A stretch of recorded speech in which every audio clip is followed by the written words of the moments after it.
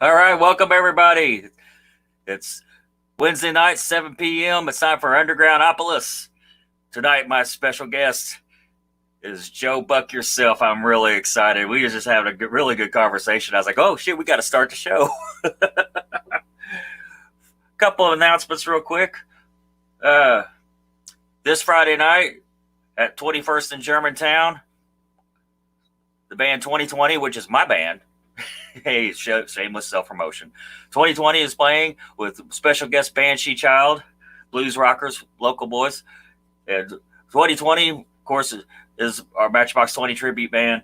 And we named it that before the world went to hell, but we still stuck with the name. So thank you, everybody, for watching. Now I got to do the one thing. Norwood Investments LLC is an investment center focusing on helping you become more financially independent. They will help you grow your wealth by creating a comprehensive case plan that best suits your goals. Once this is done, you will start diversifying your assets through stocks, bonds, ETFs, and much more.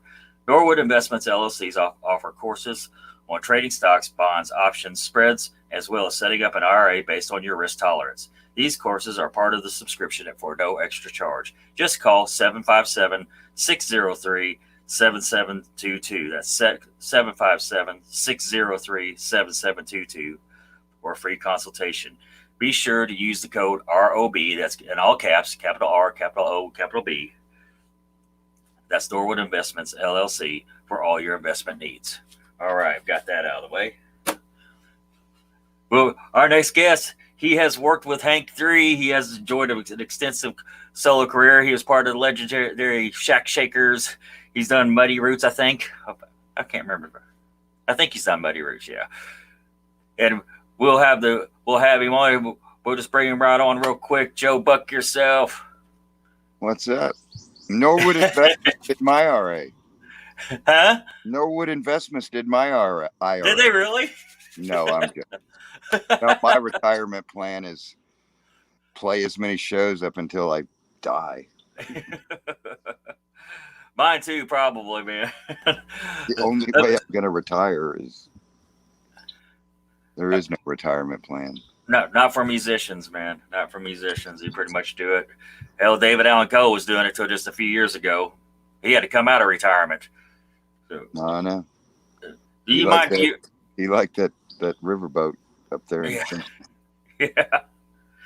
Yeah, I've heard that. Do you mind viewer Q&A? What's that? Viewer questions and answers. Do you mind answering viewer questions? No, go away. You're in All right. So I've had people say I'd rather not, and it's always over politics. So I try to always say no discussing politics or COVID on Undergroundopolis. Well, first question. These are very basic questions. They're pretty generic, but we'll get off on different tangents, just like I do with every guest. But first question is, what got you into music? Like if you could narrow down somebody you saw on stage or on TV or whatever, and you said, you know what, I want to do that. That's what I want to do for my life. Could you narrow that down, that particular influence down? Yeah, Eddie Van Halen. Really?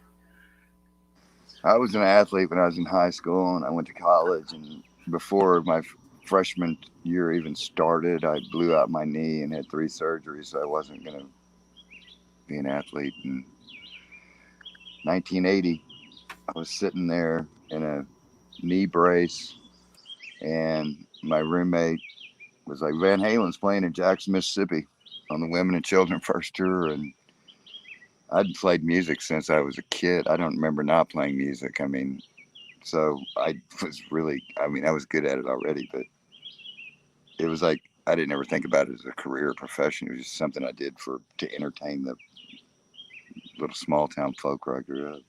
But yeah, there I was. And because I didn't party or anything, I hadn't turned 18 yet. I think I was 17. And but it was all ages. And I get there and there was nobody there because I went indoors. But I just stood there with my brace on, with my crutches, and right at the front of the stage. And I'll be damned if Eddie Van Halen, that was before barriers and shit like that. He was like foot and a half from me half the time, like right in front of me. It was like a 3,000 place, and I knew I wasn't going to be an athlete, and I was like, that looks like a pretty good job. I mean, they were on fire. He was, I'm saying it was the women and children first. And yeah, I kind of planted it in my head, and I went through college and went to law school, and I was in law school, and I was like, this is on my parents. It was like, I was a smart kid, so it's like, how do you not be a dirt farmer from Missouri? It's like, yeah, Shakespeare, you can play Berlioz, Mozart, whatever, so it was all about my education. And it was like this whole time I was trying to hide that Missouri dirt, basically. But yeah, in law school, I was like really good at it. And I made the realization that it's like, I'm an idealist. I believe in stuff, and it's like I can't use my skills to defraud people, and that's basically what it is. Because no matter who your client is, you're to portray them in the best light you can. And I was like, yeah, it's not going to work for me. I mean, in hindsight, I could have done constitutional law or something like that, and for people's civil rights and things. But yeah, so I decided then it was like music was probably the only honest job I could have, because if I was a salesman, I would use whatever that is to sell people crap they didn't need. So yeah, and so I was like, well, I'm in charge of what I write, and if everything I write is pure of motive, then I'm not defrauding the person. And I've Right. kept that for the whole time. I believe every word I write.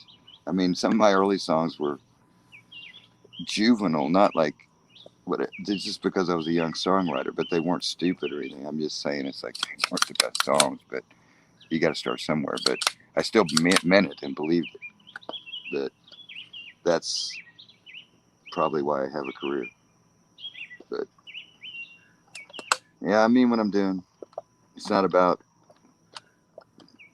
being a rock star or whatever. It was in the very beginning, chicks and whatever. But once you start delving in and you're really doing it, it's like it just becomes about the music and output and innovation.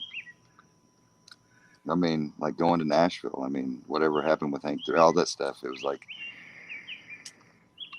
I was on a label back then, Pravda, and they thought I was nuts. I was like, no, man, because I'd made this bluegrass. Well, it wasn't bluegrass; it was punk. But I just used a banjo and acoustic guitar after I'd made, electric, vicious punk bands and whatever. And I was telling them this is 1992, and I was telling them it's the new punk rock. It And I was like, was. well, yeah, I don't know, 15 years later, it was funny. Oh Brother, We're Out There came out about 5 years after that record. And I was like, hey, I was only 5 years ahead of the curve this time. But yeah, so yeah, I went to Nashville. I was like doing a show I was out with Southern Culture on the Skids. It was like 93, 94. I love them. Well, yeah, I do too. But I had an amazing epiphany at that show. It was like, I I was still drinking and using. It's like I just flipped out, man. I thought I thought they were making fun of me, man. They were wearing DeKalb hats and John Deere hats and drinking PBR and screaming white trash at me, and I just lost it. It's like they call me white trash one more fucking time, I'm gonna kill those motherfuckers. And Rick is like going, no, man, they love you, dude, white trash. And then it hit me, man, like, dude, you're from fucking Riverside, California. Fried chickens and gasoline. The fuck, you're making fun of me too. And it's like, all right. So I'm never going to play the electric guitar again. I'm never going to play a song before 1951. And I went to Nashville that night. Drove straight to Roberts, like a homing beacon. Roberts Western World. Pulled right up in front. It was 10:30 in the morning. We got there, and it was like Billy Bird and Daryl Burke were on stage singing their asses off. And I looked at Layla, and I was like, this is where we're going to find our home. Because I was willing to work 8 hours. I love playing music. 4 hours at a time, whatever it was. I didn't care. But yeah, went there and Couldn't get a job. Robert was like, I like you, but you're weird. No, and then that was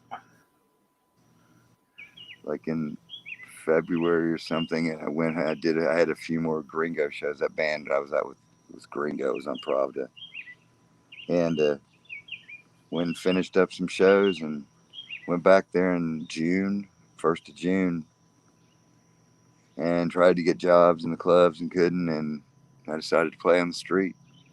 And but we weren't begging. I was dressed in like I looked like better than the people that were playing the Opry. You know what I'm saying? I had all these.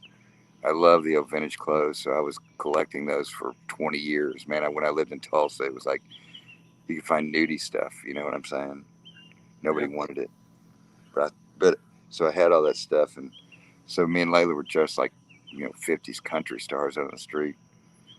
Was there one week, was on the cover of the Tennessean Sunday paper, full page. I was like, all right. And Jim Sheridan made me a hat show print.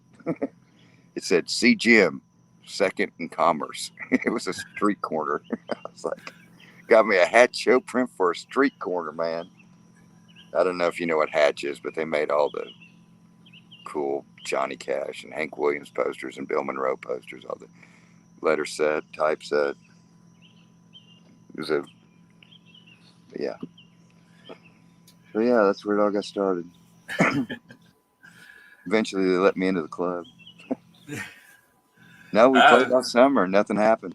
Couldn't get in the club. Went back and did shows. It was Gringo, and then I went back in December, and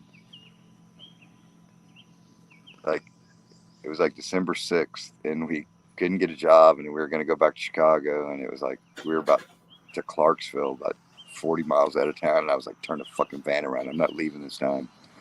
And we had like $500, and we bought a month terrible hotel room in a ghetto for $300 a month. And the next day we went downtown all dressed up. Layla had her up right. And the band hadn't showed up at Roberts. It was 10:30 in the morning. Obi was on stage and was like, "We got some young kids. They're just great. We're going to get them up here." So we got up and we played till 2 o'clock and finished out the set. And Robert came up to me and said, "The other band hadn't showed up. Can you keep going?" So I played from 2 to 6. And damn. at 6 o'clock, he goes, "The band hadn't showed. Please keep going." And I played from 6 to 10. And at 10 o'clock at night, he came up to me and goes, "I told the other band not to come." And then he worked me like a dog for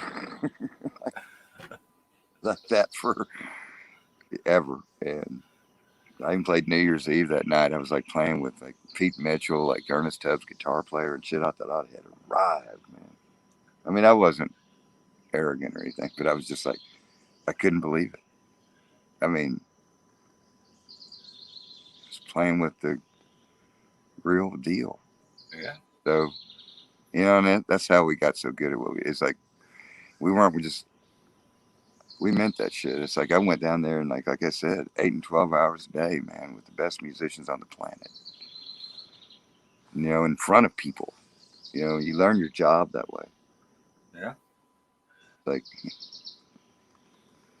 and I love the tip thing. It's like I never wanted anything from anybody. Like I didn't, unless I earned it. And I like the tip thing. They didn't owe me a cent. If they didn't like it, they could walk right out. Yeah. That makes you play better too. It does. Then you start out busking on Broadway like a lot of people do, It was on Second Avenue, but yeah. Oh, okay, my bad. No, Broadway was in us. This was back when lower downtown was a ghetto. Like the only McDonald's I ever saw got to go out of business was there. No, abandoned buildings. There's nothing down there. Absolutely nothing. Downtown, they had a wrecking ball in the parking lot of the Ryman, dude. They were getting ready to blast the building down, and somebody actually went, this might not be a good idea. I mean, that's how they were doing downtown. They were just going to wipe it out. And then, we went down there and did our thing, and now it's Disneyland. But of course, none of us are there. I mean, the ones Jason, that built it and made it. Jason Ringenberg said the ugliest condos in the world are down there now. I love Jason. It was like, that was one of my favorite calls of rock stars. Was I got 2 calls in one day after the Shack Shakers record. People were hearing it. It was like Pete Anderson, who produced White stuff and played on all of his records, called me, and some weird ass call. Where's Joe Buck, and when he's been out of jail? I want to talk to him. Blah blah blah blah. But that was one of my heroes, and Jason Ringenberg. He changed my life too in a way. It's like him and REM. I was searching for this identity, and it's like I wouldn't have found Hank Williams if it weren't for Pete Buck. Like saying he was the best songwriter and stuff like that, where it planted it in my head. But yeah, I was like, I love the Clash and the Sex Pistols and the Buzzcocks and whatever. It's like the Ramones, but I'm not from Brooklyn or the Queens. I'm not from London. I didn't know what anarchy was. I mean, I kind of did, but so I was like looking for an identity to write, and it was like Jason and the Scorchers and REM were my 2 bands, because Jason was obviously country, but REM was beautiful because it was Southern, but it wasn't overtly country, but it was definitely Southern. And it's like, I wasn't going to sing in some British accent or something or whatever. But yeah, Jason's an amazing man and a great man and a good man, a kind He man. sure is. He really is. Do you have he offered me the kindest words. He said I'd made the best record in 20 years. Yeah. Oh. No, I know. He meant it. I was like, I didn't call him. He called me. They were sucking me out. I was just freaking out. And I was like, because he signed my guitar back when I was like 20. I guess I just turned 21. It was the only people that signed my guitar, him and Warner Hodges. A little red Mustang. Warner, if you're watching, I have written you about coming on the show. Just playing. Do you well, how would you describe the music you create now? That's just very instant. Well, all the stuff's turned to like hillbilly blues, but it's all blues based. But it's really, I'm playing acoustic now. I'm like, punk rock's dead, whatever that is. I mean, whatever moshing, whatever that bullshit is. It's like, it's just method acting now, and it's like, it's just drives me nuts. I really want to go to where, I know this sounds insane, but it's like, I've been doing shows where it's like, I don't even plug in, and enjoying it. To have 100 people sit silent, during 2 hours, you're doing something. Yeah. And I'm a songwriter, and my songs are everything to me, and it's like it gets lost in a punk rock thing. It's like I started playing acoustic over in Europe because it was like I couldn't take it anymore. It was like every show, it was like noise violations and almost getting arrested and stuff. And it's like, okay, that's it. And I was playing a 1948 Gibson through a little Princeton. And I was like, okay. So I just started playing acoustic, and I liked it a lot better because I just sang. And it wasn't about the guitar riffs or anything like that. It was about the words and the melodies. And everybody's, I don't know, that's where I'm at. But yeah, I've been listening to Robert Johnson the last 2 years. So that should explain something. Do you have a ragtime thing, dude? What's that? I love his ragtime thing. Oh yeah. Well, no, I mean it's like it's in politics, but it kind of is. We've all been ripped off, dude. Yeah. Okay. Modern conveniences and our giant fucking government in every aspect of our fucking lives. An argument could be made that blues never got better after Robert Johnson. Right. An argument can be made that string music never got better after the Carter family. And an argument can be made that country music never got better after Jimmy Rogers. And those are the first three records, besides the Fifth Jubilee Singers, that you could hear. So the minute you could put that record on at your convenience, music was on decline. Because at that point, you didn't have to go see it live. And you can only experience it truly in its true nature live. Yeah. And it's like why you can't be a bluegrass musician unless you played in Bill Monroe's band with Bill Monroe, not as just a guy sitting in or whatever, in Bill Monroe's band. Because if you didn't learn it right from Bill, you're not a bluegrass musician. I mean, the only one left is Del McCurry. And Del played with him in the 70s. Yeah. But Well, I mean, it's not bluegrass after that. That's why it sucks. my guitar teacher, his name's Louis Popejoy, and he played with Bill Monroe on several different occasions. He's like 90. He's still kicking it too. My old guitar teacher is, and like there's Did he sing with Bill? No, I don't think he sang with him. I think Then why was he playing guitar? he was playing. He's probably playing banjo or violin, fiddle. Louis played like 26 instruments, but he was my guitar teacher. Okay. Well, yeah, if you can play violin, guitar is a toy. Yeah. He was such a neat guy too, man. And he had several records out. I didn't when I was younger, I did not realize what all his accomplishments until I got older, and then I started looking up a little more and found out, well, man, he's accomplished a lot. Anyway, this show's not about me. Birthday. Me and Bill Monroe have the same birthday. Do you? Yeah. I was always bummed it wasn't like Hank Williams because it's 4 days. He's on the 17th, I'm on the 13th. And it was like, and then I found out, hey, man, Bill got the same. A lot of Virgos in music. Yeah, there is. It's weird. There are a lot of Virgos in music.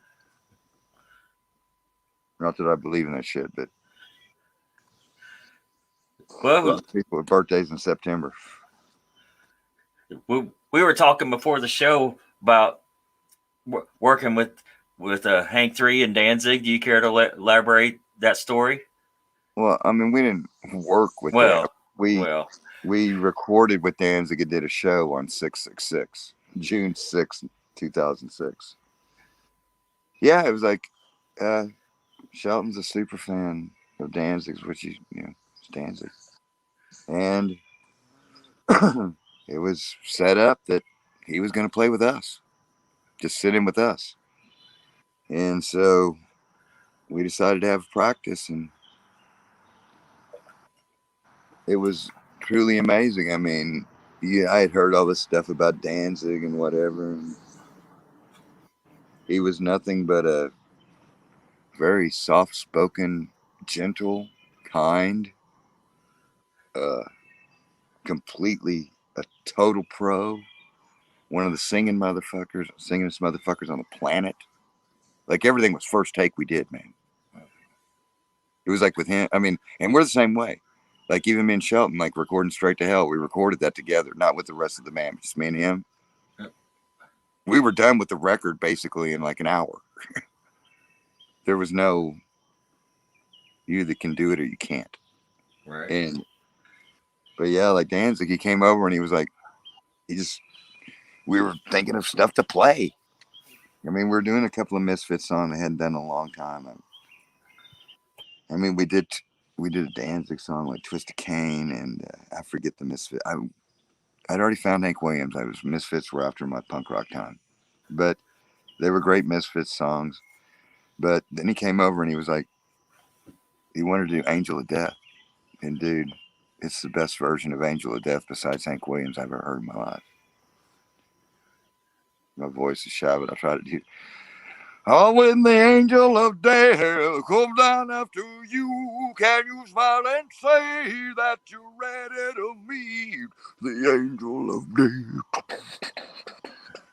But yeah, Danzig's voice, like singing it amazingly, like it's crazy great. He made up the melody line, the whole thing, and we just recorded it, and it was brilliant. It was just me, him, and Shelton and Andy. Do you have a particular favorite show that you played that you tell us about? Uh, That you can narrow down? I know it's hard, but I really like this question.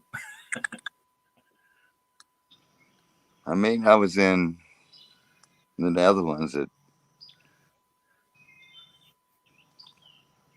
I mean, okay, this one, the only reason I'm saying it because I was talking to somebody about Roadburn. It's a Roadburn festival over in Europe, and it was the first time I played it, and this is 10 years ago, but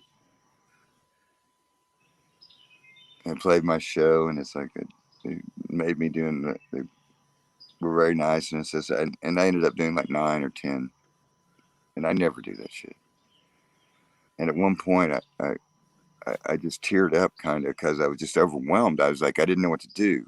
The other band was waiting to go on there, saying, "Go ahead, keep going," and I've never had an audience overwhelm me like that. Where I was, like, and that was pretty powerful. But every show is great. I don't care if even the shows with Hank, like in the when we totally like Curb had pulled out any support or anything, and we're saying fuck Curb on everything. Blah, blah.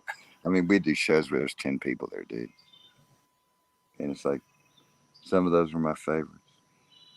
I mean, I look at the pictures when they got on the bigger stages and shit. It's like those are all cool and everything, but it was like some of my friends around here, like my buddy that was just here on the four wheelers, like he's got some from the early days, and it's like, you know, you can just—it's just the most punk rock looking thing you ever seen in your life, you know. So, but we still got the hat. I wasn't wearing the hat. I had my mohawk at the time, but he had his hat on and stuff. But it's like you can tell by the club, there's just duct tape all over the floor, shit hanging from the ceiling, you know. It's like beautiful. It's like, yeah, those were my favorite times. When it got big, it just I Well, stopped talking to people. Thought I was being a dick or something. I just couldn't do it anymore.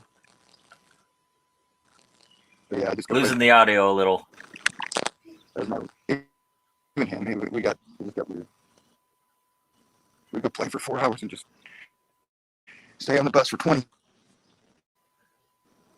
Never leave. I always Well, loved it. I felt for him. It was like to be the grandson of Hank Williams and the son of Hank Jr. It's like the pressure of that is yeah. immense. And whenever you step up to a microphone, people are always judging you against that. Yep. Wade Jennings too. He's, did we lose you? Around. Especially with the out of town guests that really need to come down here and play. You know, always like it when Eddie's watching. So Eddie maybe try to get them down here. I think we've lost him. Oh well, I'll try to set it up again.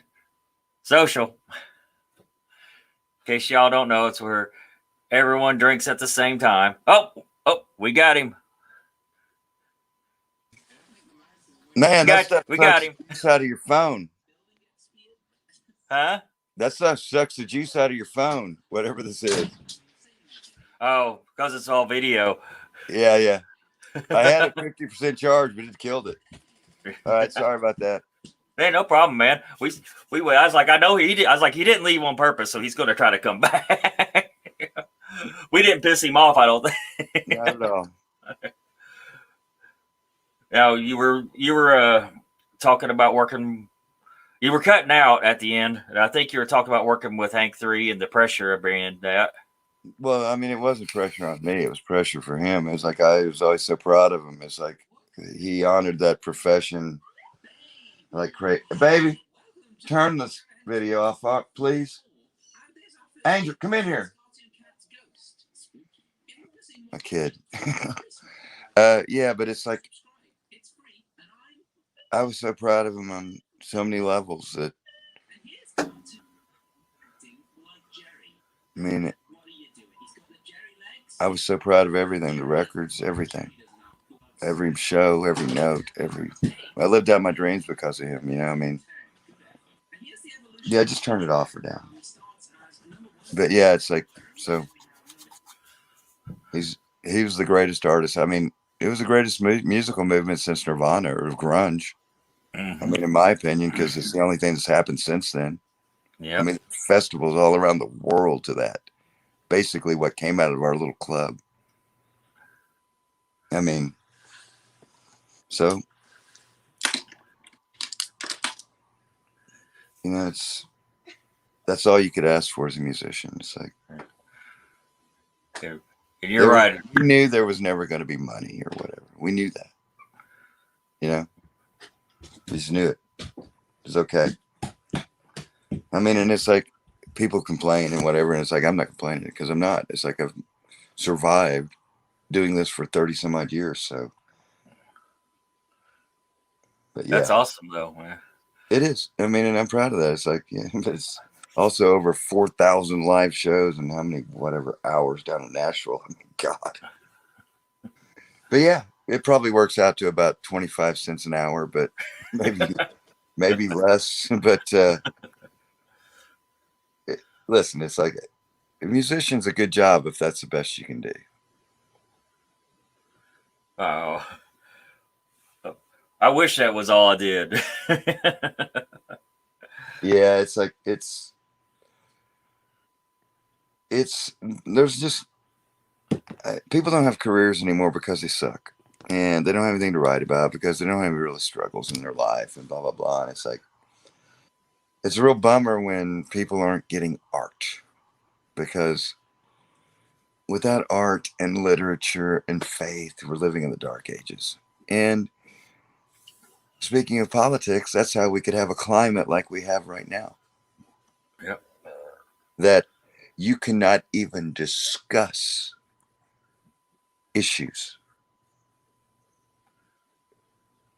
It's the most insane thing, or as long as I've been alive, I thought things were getting better and better and better. And it's like, I have never been so disappointed in my life with what happened with that Twitter and Facebook stuff the last year and a half. It's like dear friends never speaking to their family members and blah, blah, blah. And it's like, and I'm just like, I've been fighting this authoritarian freak government for 25 freaking years. And now you're listening to these motherfuckers divide our country. And if you ask 99.9% of the people on the planet what they want out of life, they'll say the same damn thing, you know? And it's like religions. I was freaked out in college. Like I was like, do not people realize that they all stem from the Sumerian text? Basically, they're all just rewritten stories. And it's like instead of focusing on the minute differences in them, because we spoke different languages, we called our God a different name. So now we have to kill each other, but realizing that they all have the same exact stories: a flood myth, the Garden of Eden, and blah blah blah. And instead of focusing on the similarities, but yeah, it's like the secret to power. Taking people that all want the same thing, but finding a minute wedge issue to divide them completely and utterly.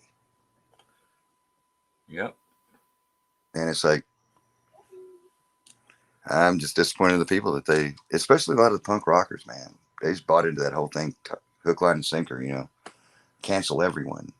I was just like, well, I have to be next. I write provocative stuff. Yes. G.G. Allen, would he have existed? Would a Hank Williams have existed? Right. They would have called him a misogynist. Oh yeah. Well, are you going to cancel Hank Williams now? I'm just literally. It's like this. It's my law school stuff slipping back in, like the slippery slope. It's like, yeah, you start down that path, man. It's like everything's fair game. It was my argument for weed. It's like it's a plant. It's not a drug. It's a plant. And I go, if you can make a plant illegal, you can make that tree illegal. You can make wheat illegal. It's got gluten. You know? I know that sounds insane, but the same thing's going on now. It's like I'm a true liberal. I'm like, everything goes, man. Drugs, whatever. Yep. I'm like, prohibition never works. You know? You have to It just convince makes people somebody through money. you can't legislate that stuff. You have to convince people through cogent ideas. But see, that's not, you can't even talk about that now. You can't have cogent ideas or discussion. And, for a writer and somebody who loves art and music and literature, it's a scary place to be. Not really, but I just mean for society. Very dangerous. It is. Well, that's why my new record's going to like just half the people who run like their hair's on fire and half the people use it like they need it like air. I don't like fence riders. I don't like fence riders. I like people who make a decision. People that ride a fence, you're going to get nowhere. What's that, brother? When's the new album come out?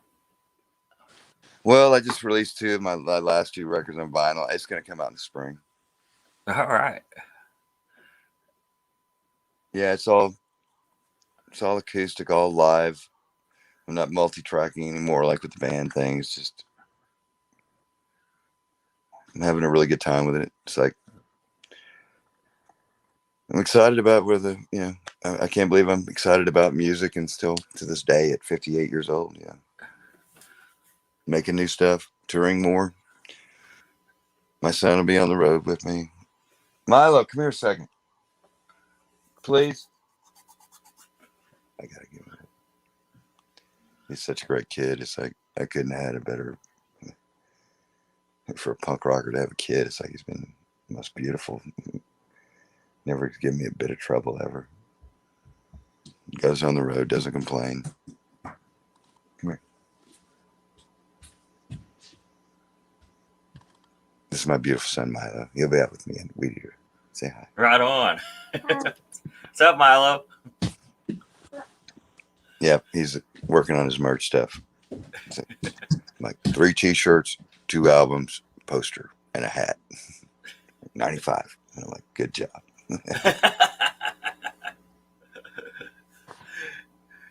Well, do you have a particular song that's real personal, that's a favorite that you've written that's really, really personal to you that you could? They're all personal. Well, I mean, no, they're all like little diaries. Every single one is a documentation of an event or something that was. That's what I was talking about earlier. Like the meaning, what you're right. It's like that's why people suck. It's like I don't have to like well up these emotions because it's real. You know what I'm saying? So the song translates. It's like I don't have to like.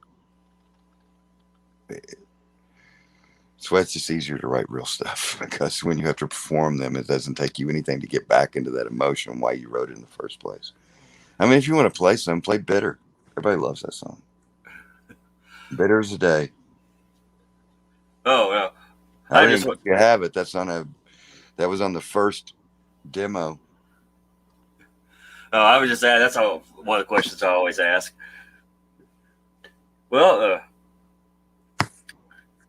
do you play all the instruments? How many instruments do you play? Well, I mean, yeah, I don't know. My stuff, I play the bass, the guitar, the drums, the banjo, the mandolins. I don't play fiddle. Piano, I play. Damn. Well, I mean, like I said, I've been doing this for 35 years, and it's like you have to wear a bunch of hats. Yep. So, yeah, I've played drums in bands. I've played bass in bands. I've played guitar in bands. I've sang in bands. Not sang in bands. You know? Like even the upright bass. It's like the only reason I played upright bass is because Layla wouldn't practice. And I got ticked off, and I was like, it's not that hard. And then I just started going around Lower Broadway just playing with everybody in the upright bass. And because I was a really good drummer, and it's like it was an instrument that, man, really fell into my wheelhouse, you know. And yeah, it's like I really loved it, and I started getting jobs like within 2 weeks. And I mean, with Shelton, it was like I was always friends with Shelton like long before I played with him. Like I think I first met him when he was 21, before he'd ever recorded. I mean, any of this stuff. And I was even in his first recording of the first record. And it wasn't until I got clean that when I got clean, he was like, "You want to do this?" I was like, "Yeah." And rest, I was glad I had that job because it kept me clean, because I was definitely not going to mess that up. Well, do you have any message you want to give to your fans? You got an audience. I love every one of them. Thanks for giving a shit. It's like, without them, I got nothing. So I owe everything to them. I mean, I got my family and stuff, but I just meant my career. That was something I knew a long time ago, man. It's like, and even I heard Minnie Pearl say it back when it's like before she died. It's like, love your audience and they'll love you back.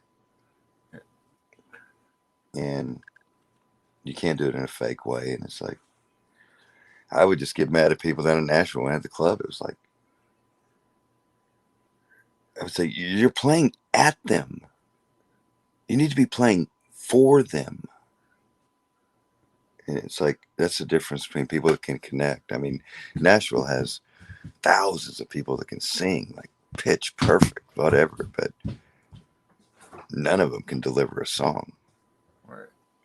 I mean, because they don't have the spirit.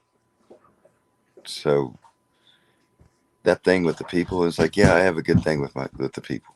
And it's because it's real. I love them. I truly do.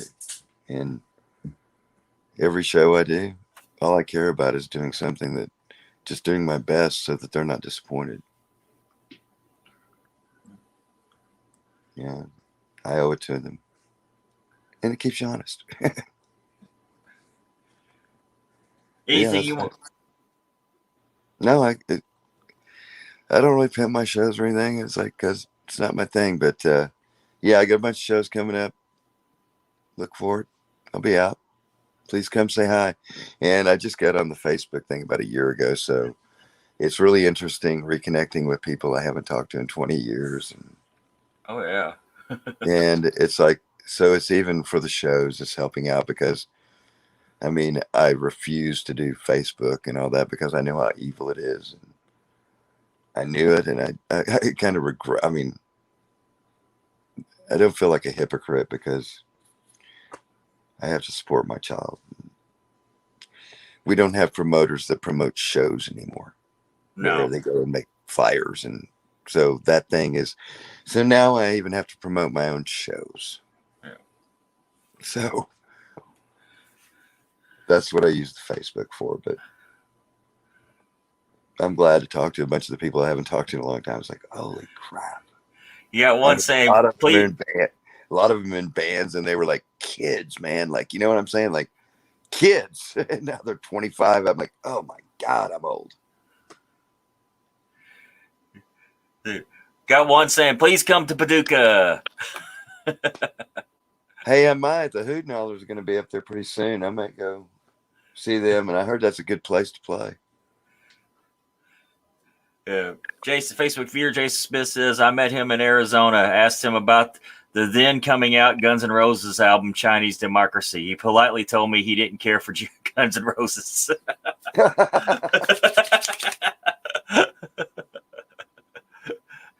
Yeah. I look back. Appetite for Destruction was a great record, but yeah. Okay. Yeah, Paducah, man. It's only an hour away from where I live. Yeah. They've got a club there now, which is cool. He's saying Paducah Beer Works. Yep, that's it. Yeah. And now that I'm playing acoustic, and it's a restaurant, so it's like somebody screaming motherfucker every 5 seconds is not conducive to people eating fish and Dr. Peppers. So, well, you got to just have the crowd say it like no. I know. No, they say it's Tennessee. Not me, it's them. It's not me, it's them. Blame them. That's what I do. But it's like I'm even exploring like doing like some theater shows where they're seated and like concerts. And I know that sounds weird from somebody like me, but I like the whole thing. Like even like my upright bass, and even with being Shelton, like when we recorded those records, none of that crap was plugged in. You know what I'm saying? You know, plug in J45s and beautiful guilds and upright basses into amplifiers. You only do that when you have to play live, but we would never have plugged in ever if we didn't have to, because that's the only way it sounds truly right, especially playing acoustic instruments. That's why I'm like trying to find venues that are acoustically sound enough to where I can do that with 150 people, where it's like still can happen. And they are, you know, that, and those things are dying too, because when was the last time you went to a play? Uh, let's see. It hasn't been, but it's just been a couple years. What I up to love months? theater. I love theater, but it's like shows sometimes. Like you got to go see 10 of them, but you'll see one decent. Right. But you know that's an investment in it. But it's like the one that does it is like, yeah, okay, I know why I love theater. Oh, we went to Muncie, Indiana, to Ball State, and saw Hairspray a few years ago, and it was they were those kids were really really great at it. They really put on a hell of a play. It was like, that's a 3-4 hour drive from Louisville. Yeah. Still went and saw it, and it was really great. I'm a huge Sean Waters fan as it is. Well, I mean, how could you not be? Somebody was on my Facebook thing today that worked on Crybaby with John Waters. I love I Crybaby. meant to text him and say, "What did you do? Were you a production assistant or something?" Can you think of a producer you'd really like to work with? Well, I worked with Jack and Dina, so I got that one. That was about it. You know who Jack and Dino is? I do not. He's a Seattle guy. Did Bleach, Nirvana's Bleach. Oh wow, yeah. He recorded in Mother Love Bone, and I mean all those bands. Zeke. See, if you asked me that 20 years ago, I probably would have known who he was. No, but an opportunity came up. It's like I'm friends with Zeke, and it was mentioned, and Jack was interested, and I was like, well, if I was going to do something with somebody and work in a collaboration like that, it would be him. And it worked out good. We worked together real well. He's an amazing man and an amazing producer and engineer, and he's not afraid to tell you when it sucks. That's a good thing. That's a really good thing. Yeah, it was like I was just warming up, but he was like I was singing. He's like, I can't roll that to tape, and I was like, just give me a minute. But I was like, damn, Jack, that's harsh. God, that's awful. No, I loved him for it. No, it's not a place where you need somebody to coddle you. Yeah, right. I found your music because I was on a Spotify. This is probably about 8 years ago. Spotify I was listening to Billy Don Burns. I was just letting it play. Then Joe Buck Yourself came on, and then I started digging Joe Buck Yourself. Nice. That thing is done well. Everybody bitches about the royalties, but my royalties are great. I like, thank God for them, because I wouldn't be played anywhere if it weren't for those stations. Right. It must be getting a lot of stuff though, because I actually get checks that are decent, and I know that's not the case with a lot of people. Right. Which I'm just grateful for it. I don't know how it happens. I don't know who's playing it. I don't know where it's being played, but something's happening. That's awesome. I think I've made $25 off Spotify in 2 years. Hey, that's 25 more than not. My songs are funny. They're silly songs, and so they don't really sell records, but they do real well live. That's the thing with mine. But Hey, dude, entertaining people is a lost art. So you're actually doing something for the audience. Good for you. I try to. Oh, you got anything you want to add before we wrap this up? No, I appreciate you doing it. Do you mind making me a soundbite? No. Like, just say, this is Joe Buck yourself. You're tuned in to Undergroundopolis. It's Joe Buck yourself. Turned into Undergroundopolis. Thank you so much for donating your time. This was really, really a great interview. You're not seeing all the comments over here, but I am. Like, there's some very nice comments over here, but people have enjoyed you. I've met the most beautiful people on the road, man. It's like these people, their homes are my homes at night. You know what I'm saying? And they've always welcomed me in just beautifully, and I'm so thankful. Right.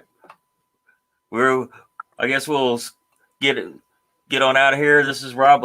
Be sure if you're watching on YouTube to hit the thumbs up so this goes somewhere. Subscribe. You can now subscribe on Facebook to live videos. So there's a subscribe button. I just don't know where it is. But You should post it to the Joe Buck thing. Can you do that? Huh? Can you post it to the Joe Buck thing? Yeah, I can. I sure will. All right, man. This is I don't Rob know how to do that. This is your host, Rob Lyons, signing off. Thanks, Rob. Thank you, man.